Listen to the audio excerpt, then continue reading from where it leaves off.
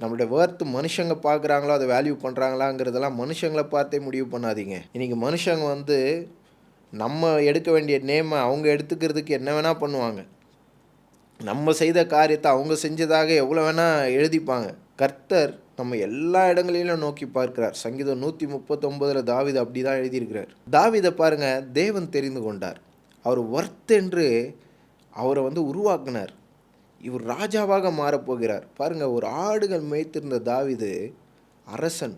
நம்ப முடியுதா? ஏற்க முடியுதா? பாருங்கள், இது வந்து சம்பந்தமே இல்லாத ஒரு விஷயம். யூதா கோத்திரத்துக்கு மட்டும் இல்லை, 12 கோத்திரத்துக்கும் அரசாண்டார்.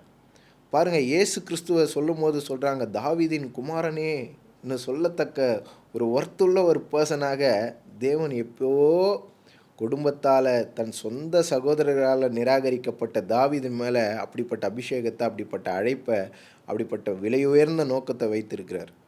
அதனால தான் என்னமோ தாவீது இப்படியாக எழுதியிருக்கிறார். சங்கீதம் 139:14 நான் பிரமிக்கத்தக்க அதிசயமாய் உருவாக்கப்பட்டிருக்கிறேன்.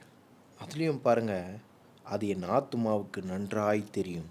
தாவீது அதை உணர்ந்திருக்கிறாருங்க. ஒவ்வொரு நாளும் அதை உணர்ந்திருக்கிறார். தேவனுடைய பர்பஸை உணர்ந்திருக்கிறார். இன்றைக்கி நம்மளுடைய ஒர்த், நம்மளுடைய வேல்யூ மனிதர்களால் சரியாக நிர்ணயிக்க முடியலனாலும் கர்த்தர் சரியான நேரத்தில் நம்மளை நிச்சயமாய் நம்முடைய நிலைக்கு நம்மளை உயர்த்துவார். ஏன்னா நீங்கள் ஒர்த்.